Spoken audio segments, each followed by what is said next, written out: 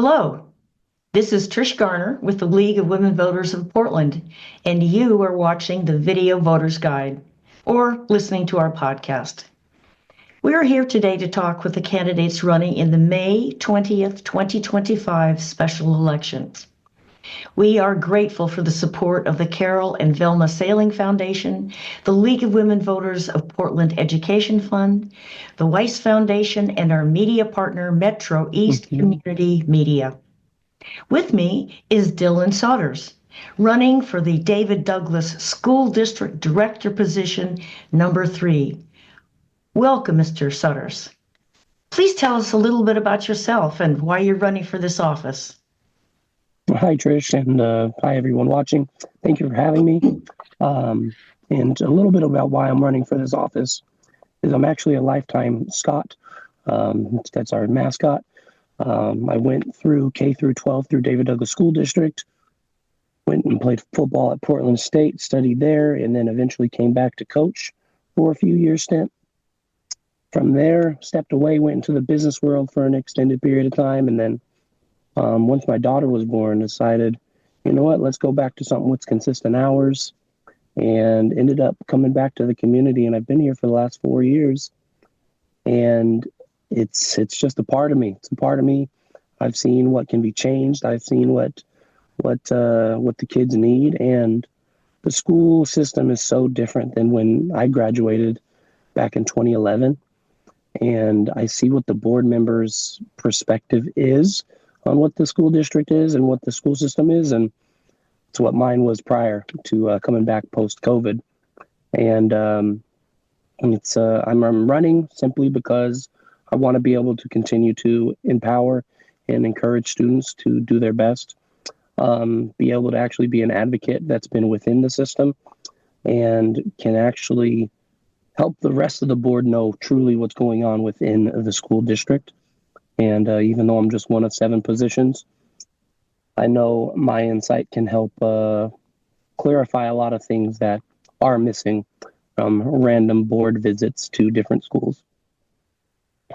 You probably have already mentioned this, but what skills and experience would you bring to the school board service? Well, excuse my voice.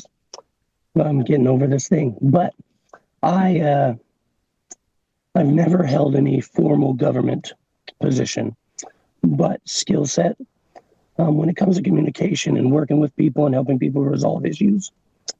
That's something that I've actually been identified within the David Douglas School District as good at doing. They've put me on their restorative practices team and one of their coaches for it. I've been a coach for 7 years now, a varsity offensive lineman coach for the 4 of them. So when it comes to communicating with people, teaching people, coaching people up on things that are necessary to get better, that's not something that's new to me. And when it comes to being able to assist and help kind of guide the next generation, that's something that I've been doing for years now. So it's some real world experience mixed with an education experience. And to my knowledge, I'm the only candidate that has any inter-school experience other than going to school, at least running for this David Douglas School District. And being able to bring that and what the students are actively going through and what they're working through is a big asset of mine.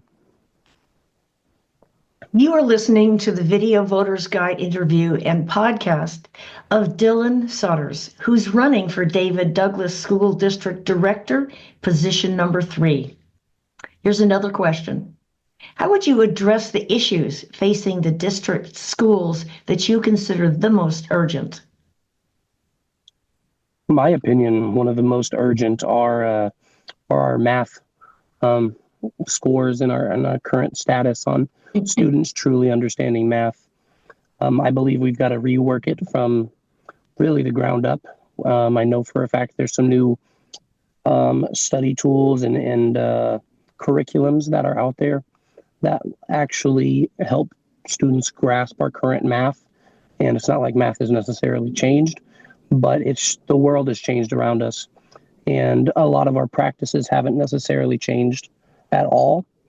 And yeah, we use digital more, we use some different tools more, but our general practice of teaching students hasn't shifted a whole lot since I've been in school. And the new things that we've got to do to actually help capture our students' imaginations and help them understand what's necessary to be able to pass these tests, be able to graduate high school effectively, and not try to cram 3 years worth of education into their senior year isn't necessarily a good thing. So that's just one among many issues, is adjusting our math curriculum problem.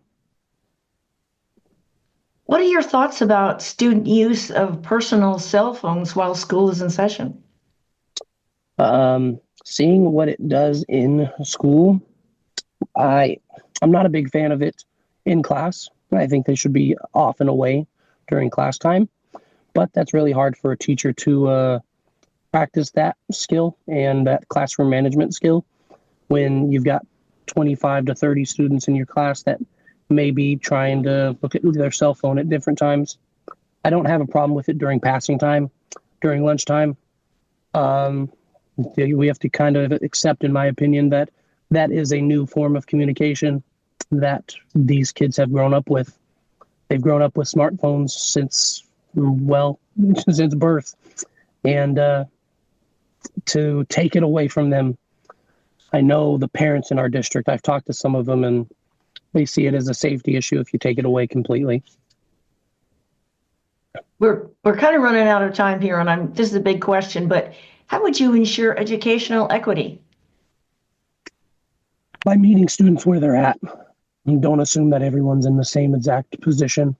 If you teach to, let's say, level 7 all the time, you're not always going to meet students where they're at. If they're at 2 in understanding, you got to meet them where they're at to try to bring them all up to the same point.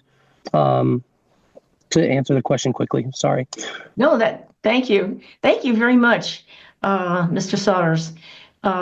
This concludes our video voters guide and podcast interview of the League of Women Voters of Portland, of Dylan Souders, running for the David Douglas School District Director position number 3. Election Day is Tuesday, May 20th. To find additional election resources, please visit the League of Women Voters of Portland's website, lwvpdx.org, and then exercise your right to vote. Your voice matters. Thank you for your interest.